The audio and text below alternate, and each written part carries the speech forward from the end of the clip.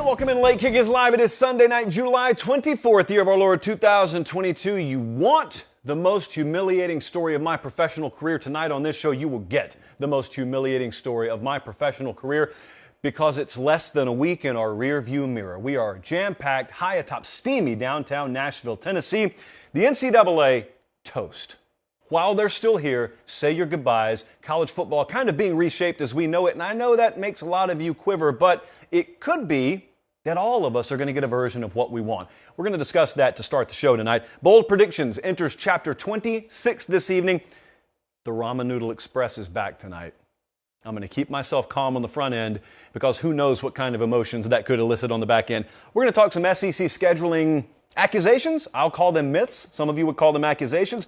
I'm going to talk about the most unpredictable conferences in America. They're watching us in Hermann, Missouri tonight. Yes, they are. They're watching us in Pioneer, Ohio, Portland, Oregon, Corpus Christi, Texas. Hey, what a week we had down in Atlanta. 5 SEC head coaches interviewed. I put it out on Twitter. For those of you who don't follow on social, at Late Kick Josh if you want to. But if you don't, man, you made that possible. And we had so many compliments from so many people in our industry, and I don't want to sit here and toot our own horn, except that we don't pay for marketing, so we kind of have to do it ourselves. But that's a joke. The serious part of it is you are the marketing department. You made all that possible. Thank you for that. In return, I'm going to answer a question a lot of you have had for a long time tonight. You know, when I credit Director Colin and producer Jesse and you guys say they're not real, they're just you. There are probably some nameless, faceless CBS corporate drones behind the old wall here. Or maybe you just direct the show yourself. Anybody who knows anything about me knows that's a great big false. But you know what I'm going to do tonight? For the first time ever. Yeah, we're going to break down the wall, as Chris Jericho would say. I will show you producer Jesse live, standing next to me on this show by the end of this broadcast. For those of you listening on podcast, I will admit, you just need the visual element. But don't worry, a photo of said occurrence will be posted shortly after this show on the socials. It's going to happen all tonight. Ramen Noodle Express is back. Producer Jesse unveiled. We should put this one on pay-per-view, but it's free for the world to see, thanks to Academy. Let's dive into the show tonight.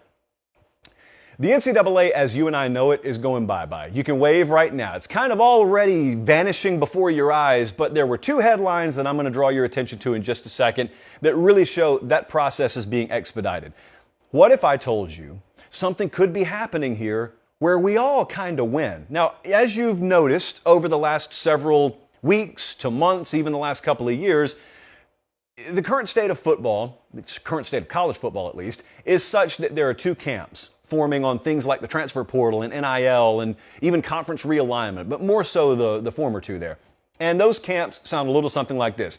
You're either in the camp that screams, oh, this is ruining college football, burn it to the ground, I'm never watching again, or something to that effect. Or you're saying, players' rights, players' rights, players' rights. Doesn't matter if we burn it to the ground. Players' rights now, players' rights forever. And here's where I've been. I guess kind of more leaning towards the first camp than the second camp, but I have no problem with players' rights.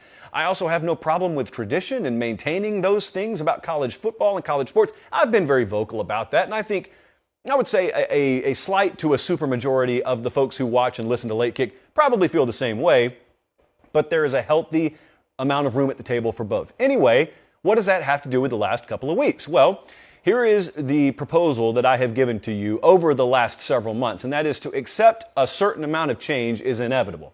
That's a good strategy for life. But in college football, if we accept that there's a certain amount of change that's just inevitable, then what we can do is we can recalibrate our thought process. That's kind of what I've done with the playoff, for example. I couldn't care less about college football playoff expansion, but if you tell me or you show me enough evidence that proves playoff expansion in some shape, form, or fashion is inevitable, well then, I don't so much fight it anymore. I just kind of recalibrate and hope for a new version of best case scenario. Well, I'm not talking about the playoffs here. I'm giving you an example of the way I've chosen to think about this. When it comes to the future of college football, you know as well as I do, because we've talked about it a lot on this show, there are a lot of folks worried out there. You are among them. I'm among them. A lot of folks who care greatly about this sport. We count all of ourselves amongst the crowd that's been worried about the future of college football. We don't like people, as I've been saying, who couldn't so much as tell you what the mascot of Arizona is, coming in and reshaping our sport for the worse, in our opinion. Those being TV executives, high-level mustaches, etc. And that's happening, but I want to direct your attention a couple of directions tonight. Redundant, I know. If I am to suggest to you that we recalibrate our expectation level to account for inevitable change, then I want you to think about two headlines this week, because there were two different headlines as media days were going on down in Atlanta that grabbed me, and they led me to believe we're a lot closer to finding a middle ground that we can all live with than anyone realizes. Because I think right now it feels like we're just teetering on the ledge, and the slightest breeze could push the entire sport down an embankment and we'll never get it back. And I'm not saying there aren't some dangers and pitfalls out there, and I'm not saying what I'm about to present will make everyone happy. If you're an Oregon State fan right now, the fact of the matter is the future does not look great. Absent, some pretty fundamental shifts in the current direction, no, I can't sell you that the future is going to be just as peachy for you as the past has been. I can't sell you on that. I wish I could. I can't. But maybe the majority of college football fans, I can sell on this. So here's the billion-dollar question that's been on the table. Remember, the camps out there. You're either for maintaining tradition or you're for players' rights, and there's not a whole lot of in-between that's presented. Well, let's talk about the in-between tonight, shall we? You and I have longed for the day where someone puts in front of us a proposal that players are able to cash in on, but also the traditions and the foundation of college football is able to be maintained and, in some cases, even restored. Now, that sounds very unicornish. Doesn't sound like it's reality. It's very utopian or idealistic in nature, right? Well, that brings me to this week's headlines. Headline number one, as we were down at Media Days, Dennis Dodd, I knew when I saw him scurrying around and he was on his iDodd all morning on Monday or Tuesday, I can't remember which one it was, I knew he had something cooking over there. And sure enough, by the end of the day, he had banged out an article, and the headline sounded a little something like this on CBSSports.com. NCAA set to support allowing unlimited transfers. Doesn't that sound like an abject, disastrous mess on the surface? I know a lot of you thought so because I saw you tweet at me. I saw you in those Instagram DMs. I saw you in the comment section. I listened to talk radio driving around Atlanta. I know what you thought. Just bookmark that for a second. Because I can tell you when we were talking to coaches that day, like I can tell you, I watched Dennis Dodd confront two coaches. Well, not confront, that's the wrong word. He presented them with that news as it was happening. So I had a pretty unique vantage point. I was able to watch Dennis tell a couple of coaches, a couple of SEC head coaches who were unaware that that was happening. He walked up to him and said, hey, do you have any comment on the NCAA and how they're about to allow unlimited transfers? Or they're going to advocate for a rule that just allows unlimited transfers. And those coaches, it was like someone slapped them in the face with it. They were unaware it was happening. And I was able, for the first time, I guess, to see someone's raw initial reaction to it. It would not surprise you a great deal to find that they were less than thrilled with the concept. Now, they had more important things that day to worry about, so it's not like there was a 30-minute conversation that ensued. But I think a lot of fans felt the same way. Your initial go-to in your mind is, if we allow unlimited transfers, aren't kids just moving every year? Well, the short answer may be yes, if everything is as is, if status quo is maintained right now. But I am here tonight, friends, to suggest to you status quo may not be maintained for very long, and this could end up, how crazy did this sound? Unlimited transfers being supported by the NCAA could actually help the cause of those of us who want to maintain a traditional foundation of the sport. That makes no sense on the surface. I know it doesn't. That's why you're going to have to follow me here. Headline number two, a little bit later in the week, and this was from ESPN, I believe. And it sounded a little something like this. Big Ten Players Group meets with Kevin Warren, Big Ten Commissioner. They demand a share of media rights revenue. So not only do you have the NCAA in Indianapolis all of a sudden advocating for unlimited transfers, they must be off their rocker, but then you got this players group, it sounds like a union to me, even though they were careful to say, no, we're not a union, we haven't unionized. But they're looking to collectively bargain, aren't they? And they're looking for a share of a soon-to-be massive billion-plus-dollar media revenue pie that the Big Ten is going to enter into. And you can bet your bottom dollar this is coming to the SEC very soon. A lot of people freaked out about that. You know what I did? I had an ear-to-ear smile, because now I can tell you how both of those overlap in what could be a very good thing. for the overall direction and structure of college football. So I sent you, producer Jesse, soon to be seen producer Jesse, a quote earlier today. Do we have that quote board? Because there was a specific, look at Dennis. There's a specific part in this article from Dennis Dodd about that players group that met with Big Ten representatives. And I want you to listen. If you're on podcast, listen closely. If you're watching on YouTube, you can read this. This is from the Dennis Dodd article. With a new Big Ten television rights deal imminent, the thinking is there would not only be enough money to share with players, such an arrangement could even give the Big Ten a competitive advantage over other conferences. Well, it may give the Big Ten a competitive advantage over every other conference except for one down south. I read that and I think if the Big Ten did this on Monday, the SEC would follow right up and react with it on Tuesday. Meaning, if we ever have a world where the Big Ten is entering into a collectively bargained agreement with their players that they're going to divvy up a share of that massive media rights deal, it'd give them a huge advantage. And the SEC would do it the next day. So there would be no long-term advantage, but you would have seen the two major power conferences enter into media revenue sharing deals with their players. And you know what that brings me back to? It brings me right back to what we've said on Late Kick for a year. You don't stop the flood of transfers by litigating it. You don't stop. I've said this on this show for a year. You will not stop the flood of players into the transfer portal by passing a rule against it. You will stop the flood of transfers by collectively bargaining with the players who are transferring. You, as a conference, still have the power if you're the Big Ten or the SEC because you've got the chief bargaining chip. And that is that huge media rights deal that you as a conference have entered into or are about to enter into. Those players want a cut of it. They'd be more than happy to listen. They'd be more than happy to come to the table, but you got to come to the table too. You know what else you can do to stem this complete mess of recruiting inducements that are being masked as NIL deals right now? You know how you can greatly alleviate that as a problem? You can collectively bargain and you can let players know who are right now being drawn to universities for $10,000 or $15,000 in illegal inducements per year, you're going to get $30,000 or $40,000 per year just for playing in the conference. Now, that doesn't completely alleviate the problem.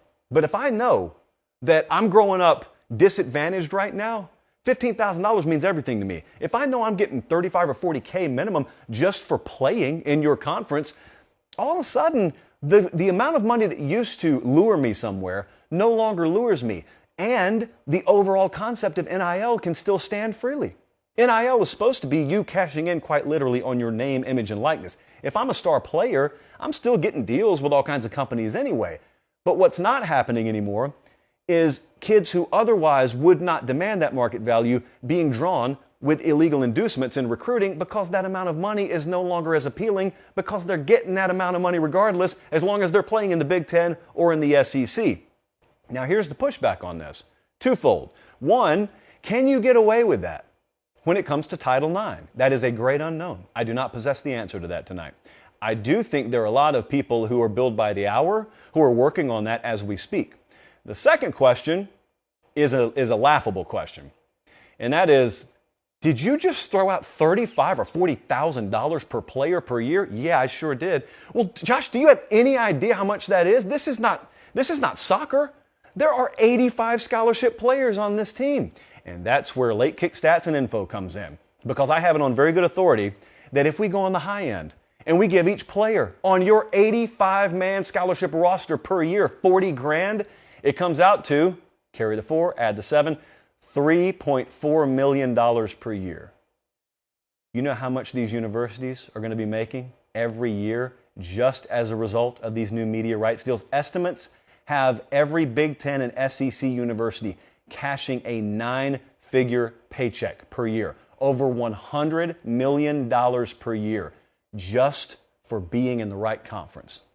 There is no one watching this tonight that is about to tell me you can't afford to pay players even $40,000 a piece per year. You could argue with me that you don't like what it represents. That's a separate conversation. But you are not going to argue with, you could even argue with me they're not worth it. They don't demand that. That's not their natural value. We could have that conversation. What I'm telling you is I'm looking to enter into a world, because I understand change is inevitable, where there's a table and there is collective bargaining going on, and you know what can happen in exchange for that 40 grand a year, whatever figure you come up with. I just made 40 grand up. But if you are putting that on the table, you're not putting that out there condition free. You're putting 40 grand on the table per player per year, and in exchange, you're turning that piece of paper around and you're saying, you're about to sign this piece of paper that locks you into a university for 2 years minimum, if not 3 years minimum. Now, if you want to hop in the transfer portal every year, that's fine, but you're not getting that cut of revenue. That's how collective bargaining works. You give and you get. It's not just ask, ask, ask. It's not demand, demand, demand. You get your demands met, and then you meet some of their demands. That's where we're headed anyway. Whether you want to uncomfortably get there, kicking and screaming over the next 5 to 10 years, or you want to do it right now, to me, is the only two questions that exist in the room. I'd just much rather get there right now. I'd much rather face reality, especially with the two power conferences that are going to have this kind of stroke at the table. I'd rather watch the Big Ten and the SEC face reality and say, look, we want to stop this flood of transfers. Let's collectively bargain with them. You know, we want to stop illegal inducements or greatly reduce them in the NIL recruiting game. Well, let's make $15,000 irrelevant because we're offering each player $35,000 or $40,000 a year as part of their cut of this media rights deal that we're signing. We can give each one of them 40 grand a year. And it's still, what in the world? We're talking about 3 to 3.5% per year of our overall take. You're making over $100 million a year. So I think this is going to happen.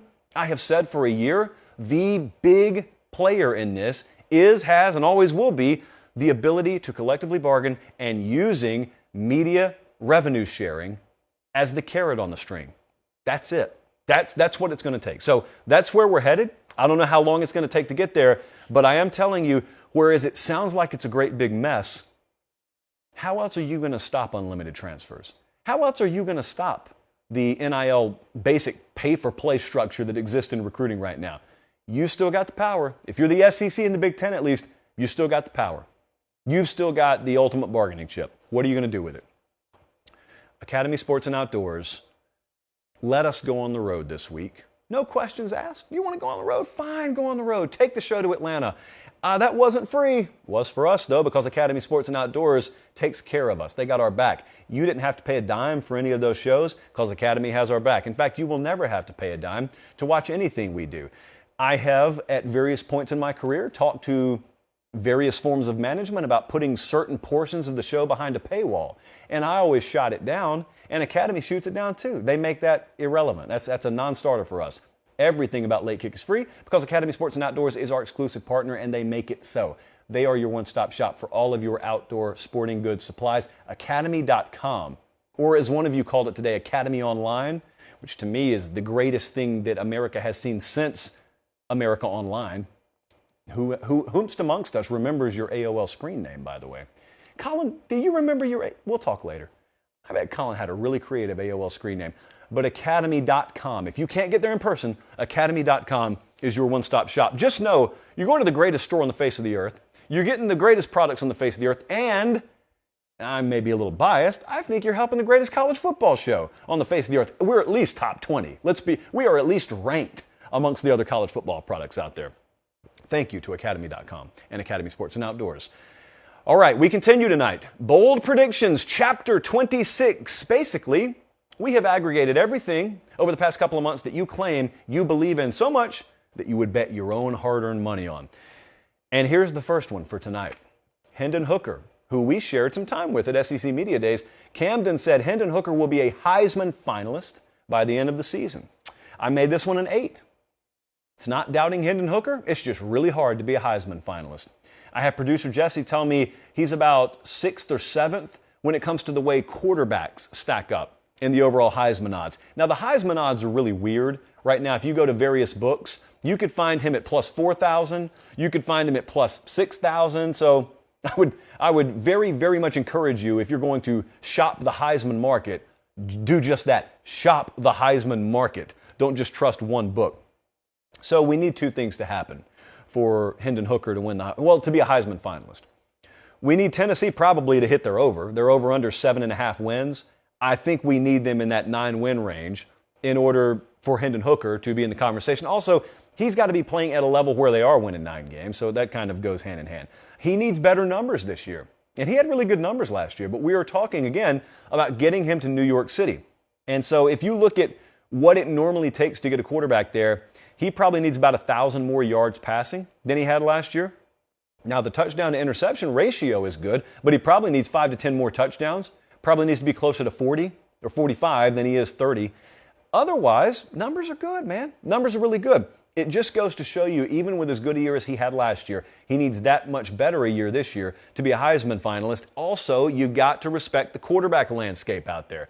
Even in the SEC, there are a lot of good quarterbacks down here this year. But then you've got guys nationally, like C.J. Stroud. What kind of year is he going to have? What kind of year is Bryce Young going to have in the SEC? Is there room? How much room do we have? And sometimes that's a zero-sum game, especially when it comes to Heisman tabulation. So I went with an 8 here. And I don't think that's really lofty because I think it was a 6 or 7 even for Bryce Young, and the guy won the award last year. It's just hard to do it. It's hard to be a Heisman finalist. Next up, we're going to the Pac-12. Mike said Utah will beat USC by double digits this year. Now, both of these teams, Utah and USC, they have over-under preseason win totals of 9. They are both plus 200 to win the Pac-12. So Vegas looks at these teams, and they pretty much see identical preseason profiles. The game is at Utah this year, so Utah has that going for them. There was really interesting preseason action when this line came out. I think USC opened as a favorite, and it kind of fluctuated. So I think what Mike has in his mind, that a lot of us still do, is last year. Because there were really 3 types of games that fit this profile.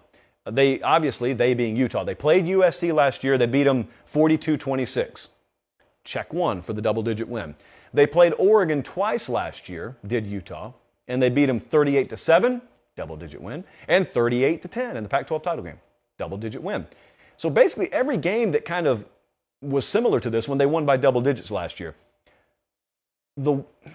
I guess the world, and me included in the world, wants to know how different USC is this year, because there are two different paths you could easily see this game taking. The first one would be a world where Utah just so thoroughly owns the line of scrimmage, it looks like the Oregon games last year. And even though they're not bombing away and they're not throwing for 550 on you, over the course of 4 quarters, they lean on you and you break. Listen, that wouldn't be out of the realm of possibility. A whole lot of flash, but maybe not as much meat and potatoes on that USC team year 1. I don't think that'd be stunning to Lincoln Riley. I mean, he's been pretty outspoken about how they're still a work in progress, especially along the lines of scrimmage. But there is another world, and the other world is they've done an adequate enough job retooling via the transfer portal, and the offensive firepower they have makes it impossible for Utah to get any margin on them. Even if Utah were to win, probably be a closer game. Or there's the alternate universe within scenario B where USC just wins the game. So because of that, I made this a 7. It's not hard for me to see Utah winning the game, but the double digit, that's where it stretched a little bit, but it's only a 7. I respect that Utah team, and I saw what they did last year. Love to see them play Florida week 1. Love that. Next up, this one's pretty bold too. Chris said Oklahoma. They're going to go 11-1. They'll make the playoff, and important follow-up here, they will win a semifinal game. Now, so far, they're 0-4 in that spot. So this would be the first playoff game that Oklahoma has won. One thing you've got to love here for this Oklahoma team, period, is you got to love the combination of Dillon Gabriel and Jeff Levy. That is quarterback via the transfer portal, and of course the new offensive coordinator came in by way of Ole Miss. Another thing, if you look at their schedule, that you have to like, is their 3 toughest games in conference are Baylor, they get them at home, Texas is a neutral site game, obviously, and Oklahoma State's at home. So they don't face any of their 3 toughest opponents in a true road setting. Now, having said that, they do go to Nebraska, they go to Iowa State, they go to West Virginia, Texas Tech, they head out to Cactus Country. If you know, you know. And most of you don't, but Texas Tech has been on fire as of late. 11-1's tough here, but 11-1 is doable. It's just that you added in the caveat, they're going to go 11-1 and they're going to win a playoff game. And so when you marry those two things, I have no choice but to go with an 8 here. Because I think about 11-1, and the over would hit. I think their over-under is 9 or 9.5. So, that's doable. I mean, Oklahoma's a very good program. But when you talk about getting to a playoff type setting, and you may face Bryce Young in Alabama, you may face a Georgia, or maybe C.J. Stroud in Ohio State, Do I trust that they have the offense to respond? Do I trust that? And it's hard for me to say it right now, especially when we're looking this far down the road. So the 11-1, not the craziest thing in the world, but when you marry it with a playoff win, I got to put at least an 8 on the boldness scale there. Next up, we were running numbers on this next one because I don't know how this was possible mathematically, but you know what? Let's give it a go. Connor said Alabama will not have a single 1,000-yard receiver this year, but Bryce Young will nearly match his production from a year ago. Bryce Young won the Heisman last year. He threw for nearly 4,900 yards. So we were busy. I mean, we had to break out the calculator. Like, literally, how do you do this? How do you throw for that many yards and not have a single 1,000-yard receiver? Best we can tell, you would need about 7 guys to receive about 7 or so hundred yards, but none of them really break through. Bryce Young last year, he threw for 303 touchdowns in 10 games. At least 3 touchdowns and 300 yards in 10 games. 47-7 touchdown interception. So you remember all the numbers. He won the Heisman. They had 2 of them last year go over 1,000. That was Jamison Williams and John Mechie. Big prayers out to John Mechie today. A form of leukemia, for those of you who missed that, released from the Houston Texans today. I mean, John Mechie is one of our guys. So we're pulling for John Mechie. He'll pull through that. But that was tough news to see today. He was a 1,000-yard receiver last year. Jamison Williams was a 1,500-yard receiver last year. They're going to have at least one. Or either Alabama's offense falls off a cliff. But there is no world I see where Bryce is matching that production from last year and they don't have at least one. Whether it's Jermaine Burton, I'm a big Ja'Cory Brooks guy.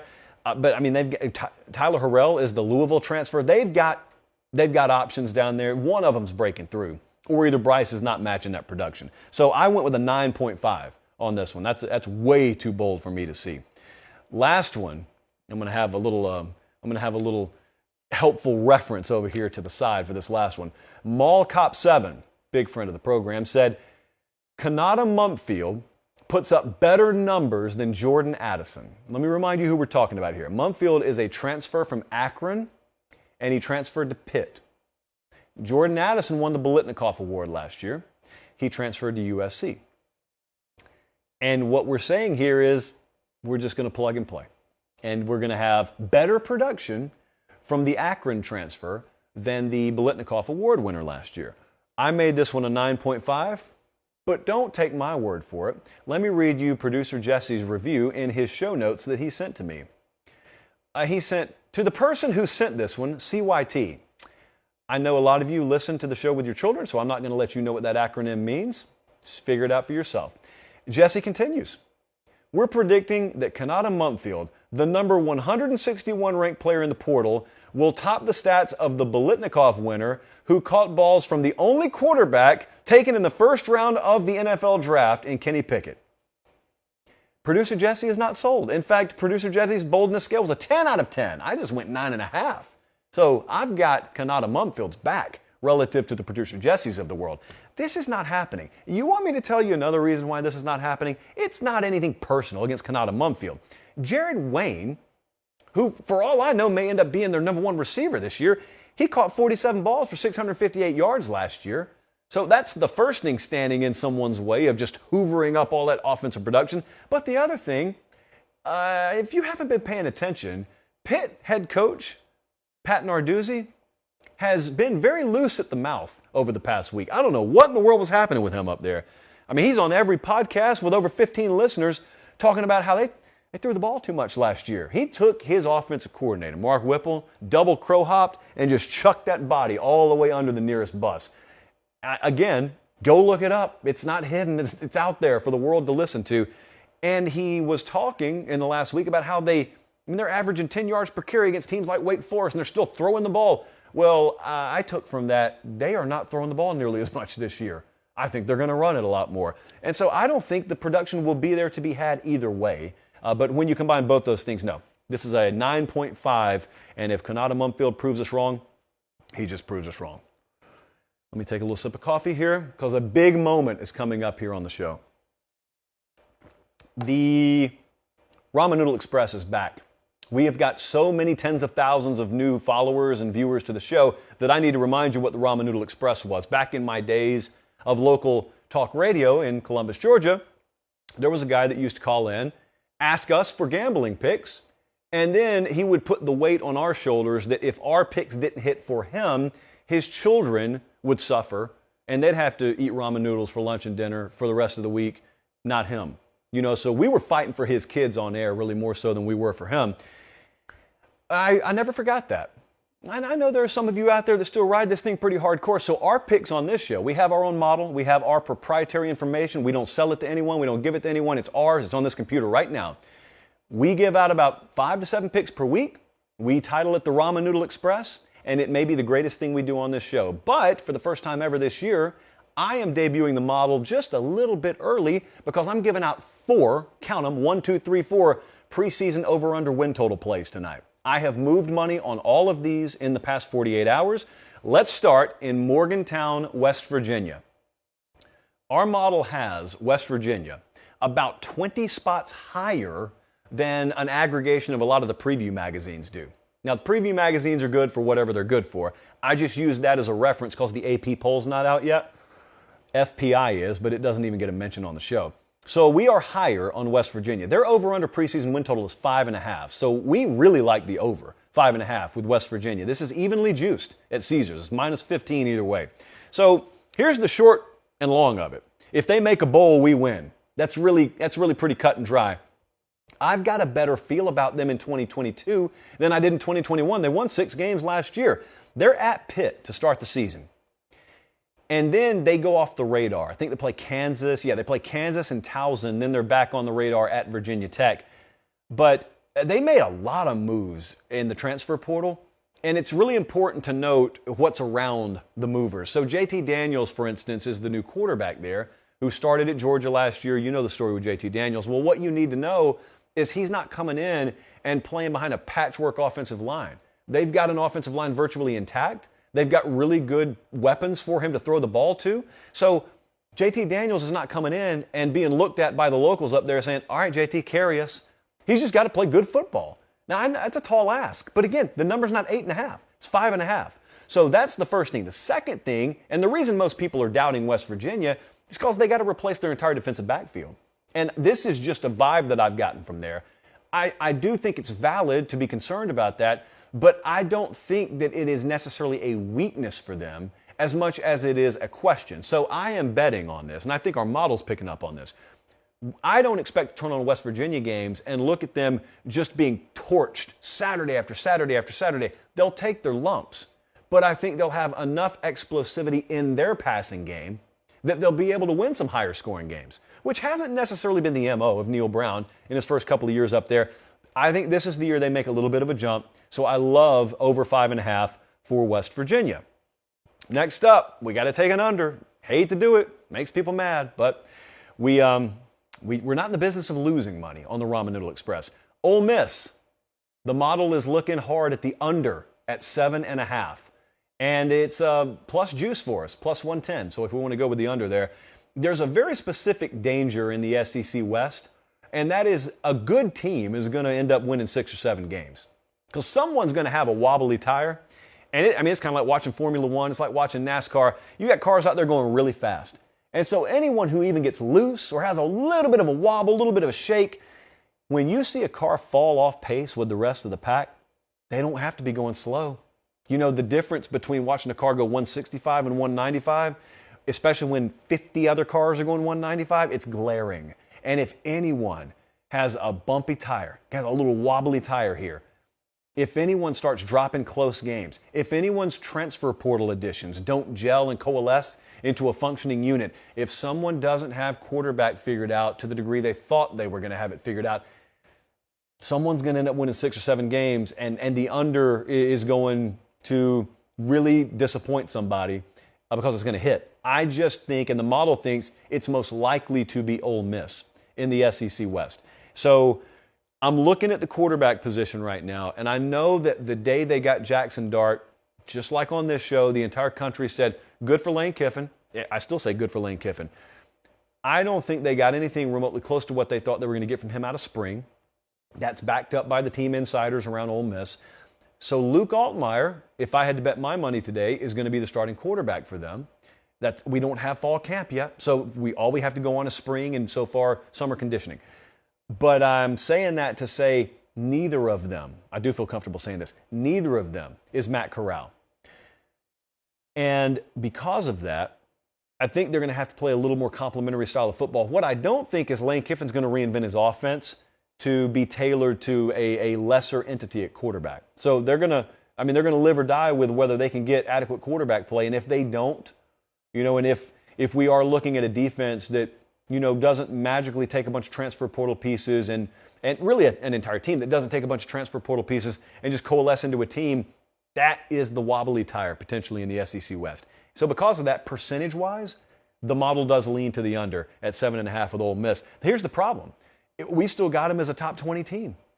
That's just the nature of their scheduling. So they could end up being a 7-5 team and end up being a quality program this year, being a quality team this year, especially if those losses aren't blowouts. If it's 31-26, that kind of score. Ironically, the score I think they beat Tennessee by last year. That's possible. Next up, you want to call me a homer on this? That's fine. I absolutely am. Iowa State. Model likes over 6.5 for them.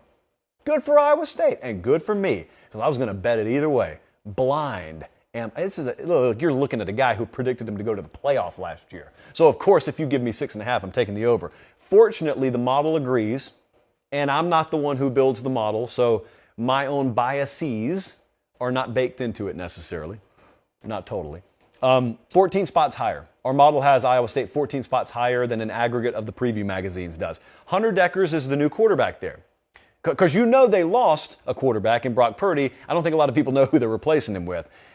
Brock, who's got an interesting first name, I just call him J. Brock. He is replacing Breece Hall. A lot of people know Breece Hall's gone. Don't necessarily know who is replacing him. Well, that's who's replacing him. They, I think, and the model thinks, will be top 3 again in total Big 12 defense this year. So that that portion of the profile of the team will not be much different. Here's the difference. The difference is straight up. The model does not think they're going to have a massive offensive drop-off. So they played a lot of games last year that were close, that were decided because of turnovers and being on the wrong side of it.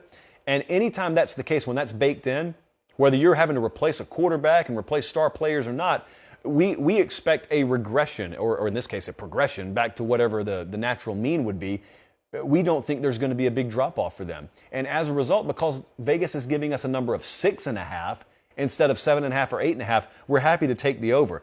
Also, keep in mind, we're going to talk about this a little bit later in the show, this is the Big 12, as Dan Hawkins once said. So in the Big 12, it's a knife fight every week this year. Everybody can beat everybody. And so the team that's well coached and the team that is plus in the turnover margin, which I have a sneaking suspicion they're much more likely to be this year, going to be a bunch of close games. I got to win 7 of them. I don't have to win 9 or 10. I really like their odds to do that. So Iowa State over 6.5. And the last one just made part of the production staff recoil at the very notion. You know what I'm going to do? Let me take another swig of coffee. Yeah, I'm going to take Auburn over 6 wins and actually bet money on it. Yeah, I'm going to do it. So Auburn over 6 wins. It's slightly juiced here, minus 130. This was 6.5 earlier in the summer. I think Bud grabbed the under at 6.5. Well, we waited to get it to 6, and we're going to take the over at 6. Follow me here, and I mean follow close, because you're going to have to really believe in this. But the rule with the Ramen Noodle Express is bet them all or don't bet any of them at all.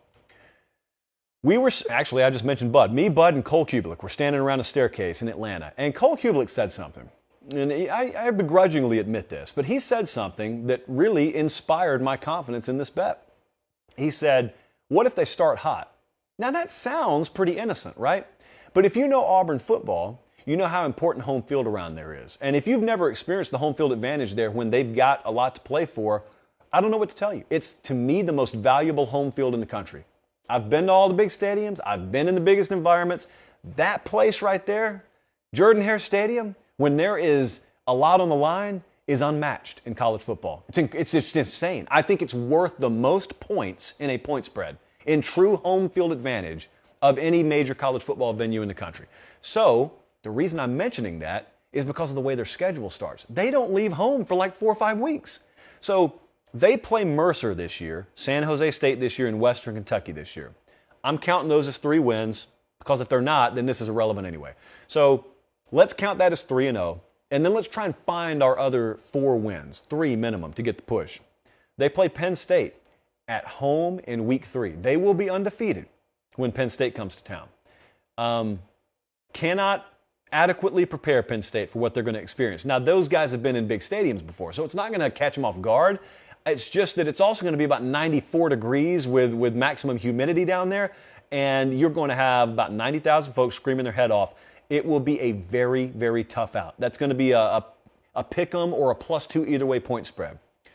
So to back up Cole's point, look at this. If all of a sudden they start 3-0, you know who comes in there the next week? Missouri.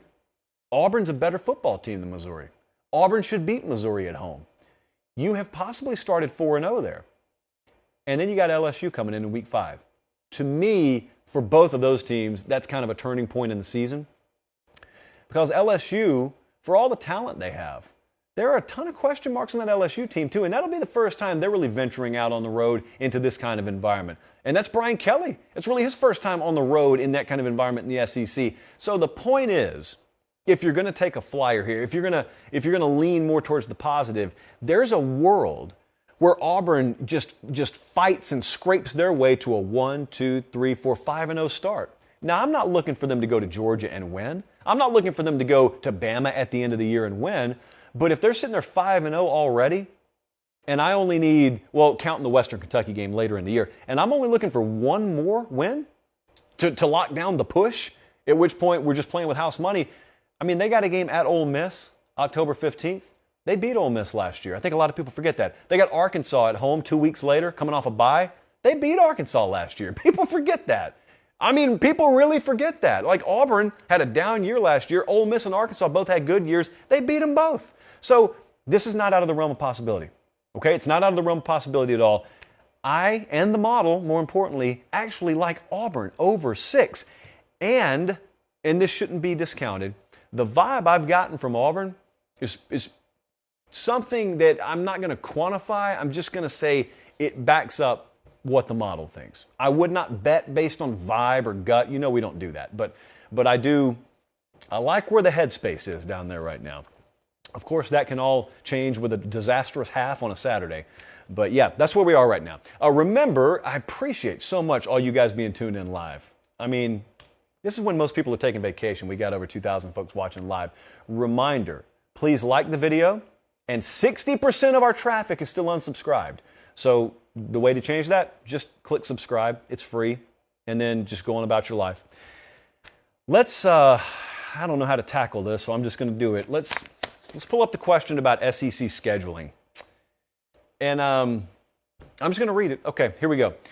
Antonio said, hopefully Nick Saban gets his wish of 10 SEC games per season so his overrated conference can stop feasting on FCS teams to inflate their records. Now, Antonio, on the very, very tippy-top surface, you and I do agree. I'd love to see the SEC go that route too. And you and I agree, I'd love to see FCS scheduling done away with. However, where you and I are diametrically opposed is claiming that the SEC's overrated and their scheduling is inflated and their strength of schedule is not really all it's made out to be.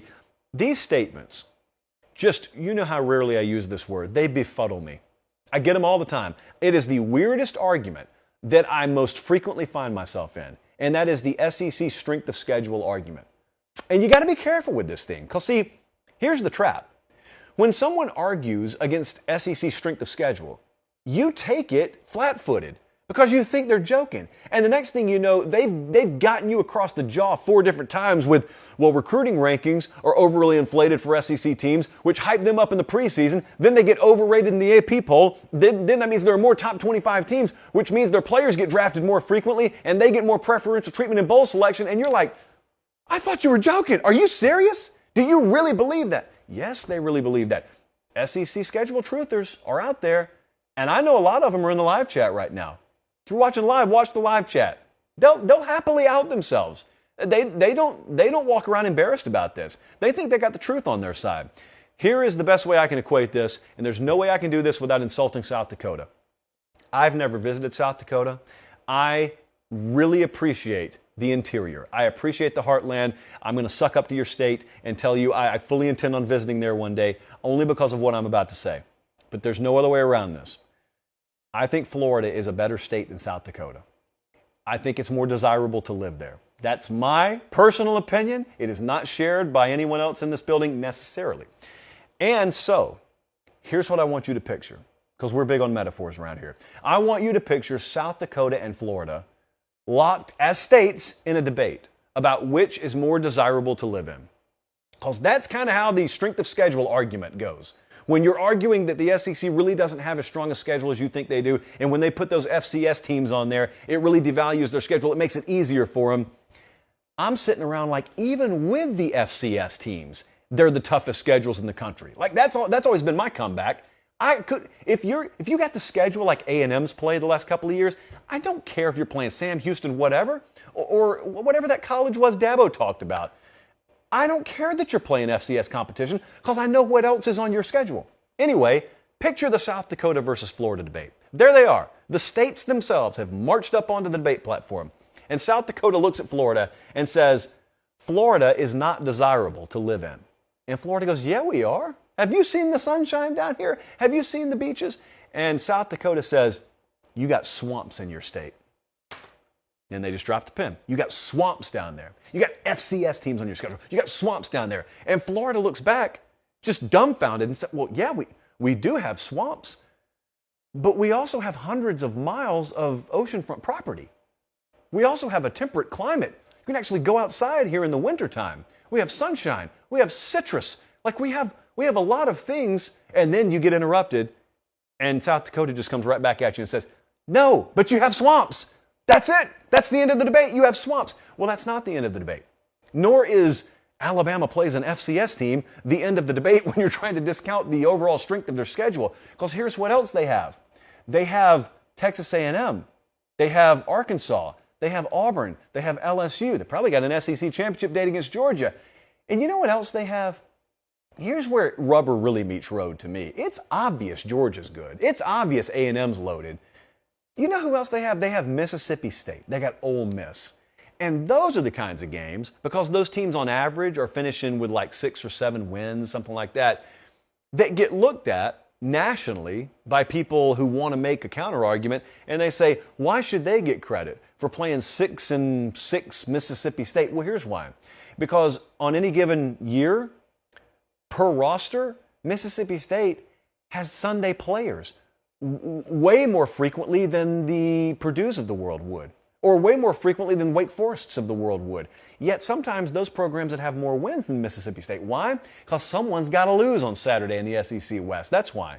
So I didn't used to believe this argument myself. I used to believe that the SEC was a little bit top-heavy, and then outside of the big dogs, the rest of the conference was no different than the rest of the country's middle and bottom tier. I was wrong. That's wrong. And I can tell you confidently, when you go and talk to NFL scouts, unless the NFL's in on it as well, the overall talent level that you're facing, therefore the overall bigger, faster, stronger impact of collisions on Saturday that you're facing, it stacks up. It's just hard to face them. It's not hard when you're playing Georgia because you know they're good. But there's some teams on the average SEC schedule that will not be impressive record-wise that you go against, and your training tables are no less crowded on Sunday morning. And it's not the case in some other conferences. Now, I'm not arguing against the Big Ten here. Some people automatically go SEC versus Big Ten. I think the Big Ten schedule is plenty tough. But there are some other schedules out there, you know, in this whole a win is a win, a loss is a loss, you are what your record says you are culture we've developed in college football that are not equal. That's why we've never been believers on this show that you are what your record says you are. So, I guess when I look at it, I don't like FCS teams being on a schedule, but if Auburn were to play, I'll pick a team, Alabama State. If Auburn were to play Alabama State and Ohio State plays Akron, to me there's no difference. One of them is an FBS team, one of them is an FCS team. You're winning by 40 plus, it doesn't matter. But yet one gets credit and one gets criticized, and I've never really cared about that. So, no. To answer the question, yeah, I'd love for Nick Saban to get his way. I guess it wasn't a question, but I'd love for Saban to get his way because I do want more competitive games. I do want a more attractive schedule. But if you think for a second that the overall caliber of SEC schedule deteriorates because you put an FCS team on it. No, you lose me there. That's where you lose me. Another question here, and by the way, they're watching us in Cullman, Alabama tonight, Defiance, Ohio, as made famous in the hit show Scandal, and Duval, Washington, they're watching us tonight. Let's answer this one right quick. So DJ asked about the most unpredictable Power 5 conference this year. I think it's the Big 12, but I'll give you a quick reason for three of them. So in the Big 12, unlike the ACC, the Big 12 does not have a team where you are looking around at the preseason title odds and you see a top four. Like Clemson is top four in national championship odds right now. Oklahoma and Texas are not there. And so OU and Texas, at least in terms of preseason odds now, are viewed to be the cream of the crop in the Big 12. Or cream of the top, as I had someone tell me this week. But neither of them are viewed as top four in the overall playoff structure. And I'm saying that to say it could just be wide open this year. It could be anyone's conference. And even if it's not, I mean, there is not a runaway favorite here. There is no Ohio State and the field kind of feel or Alabama and the field. That's not the case in the Big 12. Baylor famously had the second to worst odds to win this conference last year and won it. They're fourth with a plus 650 preseason odds check to win the Big 12. Oklahoma State's up there. Nobody is higher than plus 200 to win the conference. So you've got 7 of the teams in that conference at plus 2,000 or closer odds to win the conference. And that's Iowa State at plus 2,000. So I think that absent Dylan Gabriel really taking over at quarterback or absent Quinn Ewers at Texas really exploding, I think it's a wide open conference, and it's very unpredictable. I think the Pac-12 fits this description as well because Utah is the one sitting out there with the continuity. They've got the staff in place. Cam Rising's back at quarterback. A lot of those pieces from last year's team are back. And then USC's got a bunch of newness, and Oregon's got a bunch of newness. And UCLA sneakily is in this conversation, but they still have to accomplish feats that they have not accomplished yet under Chip Kelly. And so the Pac-12 is anybody's ballgame too. It kind of looks on the odds sheet very similar to the Big 12 in that USC and Utah are the preseason favorites to win the conference. They're both plus 210. So there is no minus money. There's no even money even to win the conference. The ACC is kind of like this as well, but you would need help. You would need Clemson falling off. And for all the doubt about this team, they've still got the best defensive line probably in college football. And they have a quarterback in DJ Uiagalelei that even if he does not pan out, has Cade Klubnik on the bench behind him. So I know that you are tempted to measure Clemson against the preseason title contenders. And if you don't think they match up, you don't think they match up. But this question is about conference. And there's no question still. Clemson's got the superior roster in that conference. Now, they had it last year, and it didn't matter. So that's not the end-all, be-all. But I think the ACC, if Clemson were to still be a little wobbly themselves, yeah, then you can sell me on the notion that the ACC is wide open. It was the most wide-open conference last year. So we'll know fairly early on. But I would go Big 12, Pac-12, and ACC in that order. This is going to be so much fun. I mean, I know there are so many people in the live chat right now that are experiencing two things. So the first thing I want to tell you, and then I got a bad story to end the show with. It's going to be great for you. It's going to be bad for me.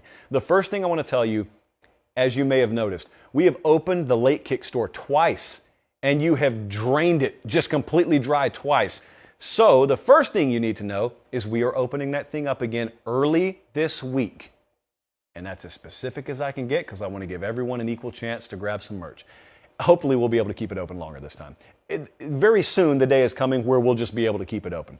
So a few more hiccups to work out there. The second thing I want you to know is I made you a promise earlier today. And that promise was I'm going to show you producer Jesse. And you may have noticed we're 54 minutes into the show and you hadn't seen him yet. But I am a man of my word. Not only am I about to show you producer Jesse, when I double clap, he'll come out here because I've got him on a clapper system. I am going to bring producer Jesse onto the set wearing our best-selling shirt from the Late Kick store. So without further ado, producer Jesse walks right on camera wearing the Don't Be Casual t-shirt, which has been our hottest seller in the Late Kick store. Pate State, clearly written there, established in 2020. Right here on the left nipple, you see it. So producer Jesse has become sort of a model of sorts for our most popular merch. And while I'm happy that this has moved really, really hot so far, I've got some ideas, and we've got some shirts, we've got some hoodies, we got some golf polos soon to come that I think are going to move even better than this. So you can shoe now. Thank you, Producer Jesse. I am a man of my word. That was him in living flesh. Let there be no more question.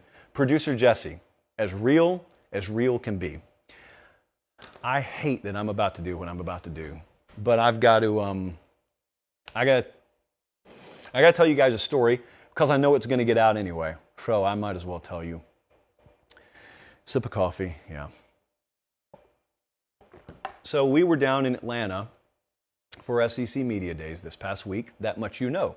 We had Brian Kelly, Nick Saban, Kirby Smart, Sam Pittman, and Josh Heupel on Late Kick. That much you also know. Very, very successful week for us. Here's what you don't know. When we were doing the show Tuesday, I was all set up, ready to go there. We're at the Omni in Atlanta, and it's about 4:50 in the afternoon, and we're going to go live at 5 o'clock. And there's your odds to win the Pac-12, just if anyone's curious. So we are all set to go live. Got about 10 minutes to spare. You know, the crew's getting the final touches put in. And Claude Felton, known as the Claude Father in the SEC, just runs the University of Georgia. He walks up and says, hey, are you going to have Kirby on the show tomorrow? And I said, well, Claude, he's not scheduled to be on. I'm going to have Sam Pittman on the show. And the way it was working was the coaches were rotating through our CBS room.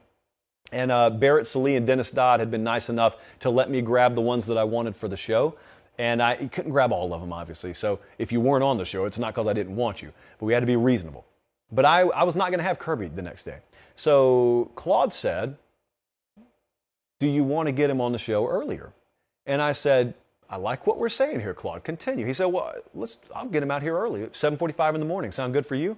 And I said, yeah, we'll pre-record it. We'll be good to go. I was very excited because that means we get 2 SEC head coaches in one day on the show. And so it's all set. We're going to have Kirby right there on our set. We're going to pre-record it. We'll can everything, and we'll be done by 8 o'clock in the morning. I went up to my room. I'm working on about 7 hours of sleep over the past 2 nights, which is important because of what I'm about to tell you. I was watching the All-Star game, innocently enough. Not a drop of alcohol, not a single bit of mischievous behavior that evening. I'm watching the All-Star game in my hotel room. It may be 10:15 at the latest. And I fall asleep, and I never wake up. I got my contacts in, I got the TV on, alarm is not set, and I wake up at 8:30 a.m. the next morning. I slept straight from 10:15 to 8:30 the next morning. And when I peeked at my phone and I saw 42 missed calls, it was the deepest sense of dread I have felt since missing a final at Harris County High School because I slept in. And you cannot even imagine the panic that set in that hotel room. And I called down there, and I just told them I'll be there as soon as I can. And I get to the lobby, and Kirby's gone, and Claude's gone, and I find out that Barrett Sallee had just been an innocent bystander. And he had been there when Kirby and Claude are waiting on me. And he grabbed the interview that he was supposed to get later in the day.